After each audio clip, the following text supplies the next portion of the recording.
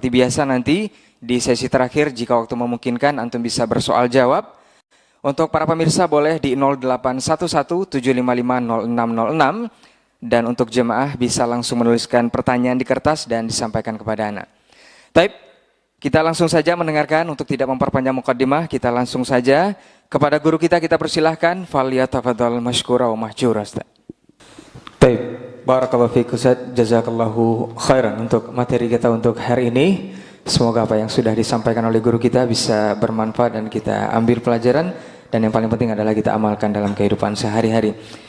Baik, di waktu yang tersisa kita ada beberapa pertanyaan yang sudah masuk dari jemaah dan juga di pemirsa Asil TV. Kita bacakan yang dari jemaah dulu walaupun sepertinya di luar bahasan kita. Assalamualaikum warahmatullahi wabarakatuh Ustaz. Waalaikumsalam warahmatullahi wabarakatuh. Ustaz, dari hamba Allah Ustaz, ana mau bertanya, apakah masih berdosa Ustaz ketika ana sudah mencoba terus untuk meminta maaf kepada seorang teman karena perselisihan dan kesalahpahaman di sebuah lembaga pendidikan. Bahkan sudah bertahun-tahun dia buang muka Ustaz ketika berjumpa dan tidak mau bertegur sapa. Namun ana masih berharap kepada Allah Subhanahu wa taala buka hatinya sehingga kami bergaul kembali seperti tahun-tahun sebelumnya. Terima kasih Ustaz, mohon nasihatnya. Barakallahu fikum.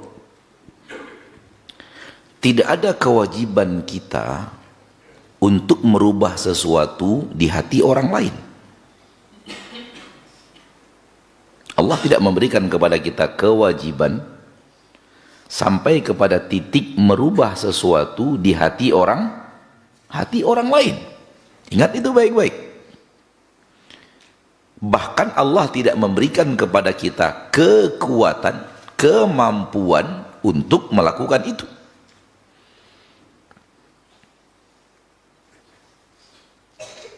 Nabi Muhammad SAW tidak bisa masuk ke dalam hati pamannya Abu Lahab untuk kembali menjadikan Abu Lahab itu sayang kepadanya seperti sayangnya kepada Nabi SAW sebelum Nabi menyuarakan dakwah. Tidak bisa Nabi merubah isi hati Abu Lahab yang awalnya sangat mencintai, bangga, bahagia, petantang, petenteng, punya ponaan seperti Muhammad, berubah menjadi benci luar biasa, bahkan terus terang memusuhi, dan tak ada orang yang berani mencaci memaki Nabi di depan orang lain lebih daripada Abu Lahab.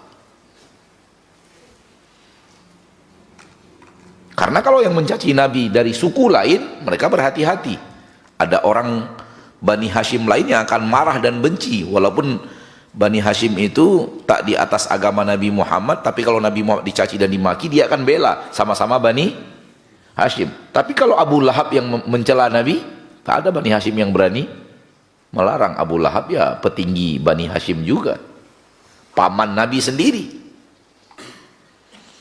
Sehingga Abu Lahab petantang petenteng mencaci maki Nabi SAW di depan orang lain, dan dia bebas melakukannya menurut dia. Saya pamannya, saya Bani Hashim, saya petinggi Bani Hashim. Bani Hashim yang lain nggak bisa ngomong. Dan bani-bani lain yang benci kepada Nabi Muhammad bahagia dengan cacian makian Abu Lahab kepada Nabi kita tercinta SAW. Artinya kamu mewakili kami dalam mencaci Muhammad. Nabi tak ada kemampuan untuk masuk ke dalam hati pamannya Abu Lahab untuk menjadikan hati yang dulu pernah mencintainya, pernah bahagia, punya ponaan seperti Nabi SAW. Tidak bisa. Nabi tak punya kemampuan untuk sampai akhir hayatnya wafat di atas hati yang membenci Nabi. Jadi kaedahnya adalah kita tidak bisa masuk ke hati orang agar mewujudkan apa? Perubahan di hati orang lain. Coba lihat ketika tadi pertanyaannya, supaya orang itu bisa mau kembali bersahabat, itu sudah hati itu. Oleh karena itu kewajiban Anda tak sampai ke sana. Kewajiban adalah minta maaf. Kalau Anda memang salah, ucapkan permintaan maaf. Sambil mengucapkan permintaan maaf, berikan hadiah kepadanya. Sampai di situ. Soal hatinya masih benci dan semacam, tidak ada urusan dengan kita. Kita telah melakukan kewajiban kita maaf minta maaf ketika kita berbuat salah.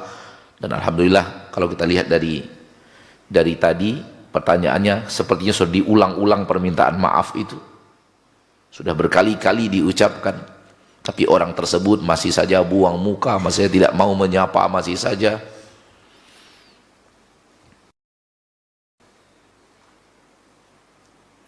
Maka tak ada kewajiban Anda untuk melakukan sampai orang itu berubah menjadi seperti dulu lagi. Tidak. Kewajiban Anda minta maaf sudah Anda lakukan. Anda sudah mengulang-ulangnya, alhamdulillah.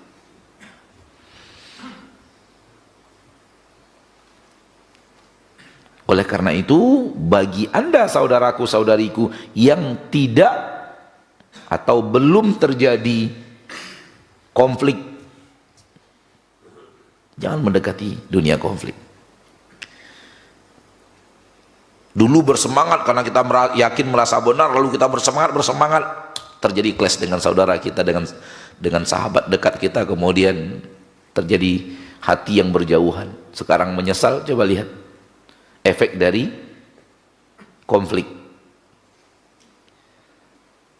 Ada kemungkinan ketika hadir pengajian, malas pengajian itu, kenapa? Ada si fulan di sana. Akhirnya menjadi penghalang apa?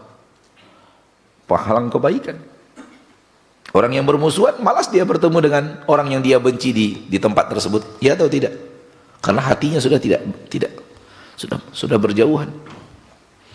Ini Anda bicara dari orang yang telah minta maaf tadi.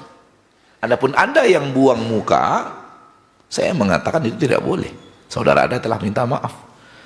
Dan Allah mencintai orang yang memaafkan, dan buang muka ketika bertemu tidak boleh. Tetap harus bertegur sapa, ucapkan salam, bersenyum, walaupun tidak duduk bercengkrama seperti sedia kala. Tapi bertemu buang muka, bertemu menghindar, itu nggak boleh. Dalam agama kita dilarang. Dalam urusan-urusan yang bukan agama, bukan hajr yang disyariatkan, itu hanya boleh dalam urusan dunia saja. Itu hanya boleh paling banyak, paling lama 3 hari. Lebih daripada itu diharamkan. Nah. Baik, jazakallahu khairan untuk jawabannya. Semoga yang bertanya bisa paham dari jawaban Ustaz. Kita lanjut ke pertanyaan dari pemirsa Hasil TV, dan insya Allah ini sesuai dengan bahasan yang disampaikan oleh guru kita tadi. Assalamualaikum warahmatullahi wabarakatuh, Ustaz. Waalaikumsalam warahmatullahi wabarakatuh. Ustaz, anak ketika pindah ke rumah yang baru itu dinasehatkan atau diingatkan oleh ibu anak untuk bawa 3 hal, Ustaz. Yang pertama garam, yang kedua sapu, yang ketiga air. Tapi anak tidak garam, sapu dan air, Ustaz. Beliau mengatakan garam adalah untuk mengusir roh-roh jahat dan binatang berbisa. Kemudian sapu untuk membersihkan, dan air adalah untuk melancarkan rezeki. Ana tidak meyakini ini dan tidak ana bawa, Ustaz. Tetapi ketika ibu mengecek ke rumah baru dan dia tidak menemukan ini, dia jadi marah, Ustaz. Apakah sikap ana kepada ibu adalah bentuk durhaka, dan apakah hal yang tidak ana bawa tadi sudah benar, Ustaz? Jazakallahu khairan. Baik, jazakallahu khairan, Ustaz, untuk jawabannya. Semoga saudara kita yang bertanya untuk hal ini bisa paham dari jawaban Ustaz. Ini pertanyaan terakhir sepertinya, Ustaz. Fadal. Masih senada sepertinya. Assalamualaikum, dari hamba Allah di Bandung, Ustaz. Ustaz, ana mau bertanya, apakah ucapan percaya tidak percaya semenjak ana memakai gelang ini, kesehatan dan badan ana terasa bugar dan lebih dari biasanya. Sebenarnya dalam hati tidak meyakini, tetapi setiap memakai gelang ini, itu yang terjadi. Apakah ini termasuk ada kesyirikan, Ustaz? Jazakallahu khairan. Baik, jazakallahu khairan untuk materi kita, dan jawaban-jawaban pertanyaan dari yang sudah antum sampaikan ke depan ataupun lewat pertanyaan dari pemirsa Hasil TV di 081175500606. Kita bermohon kepada Allah Subhanahu wa taala untuk bisa mengamalkan apa yang sudah kita dapat hari ini, dan insya Allah di beberapa hari terakhir menjelang Ramadan ini di bulan Sya'ban kita lebih rajin menyiram amal kata para ulama dan bisa panen raya nantinya di bulan suci Ramadan 1446 Hijriah tahun ini. Mudah-mudahan Allah panjangkan usia kita dan umur kita bisa memaksimalkan Ramadan hendaknya. Terima kasih untuk segala perhatian antum, maafan untuk semua salah kata dan khilaf bicara. Aku qauli hadza wa astaghfirullah li wa lakum. Wassalamualaikum warahmatullahi wabarakatuh.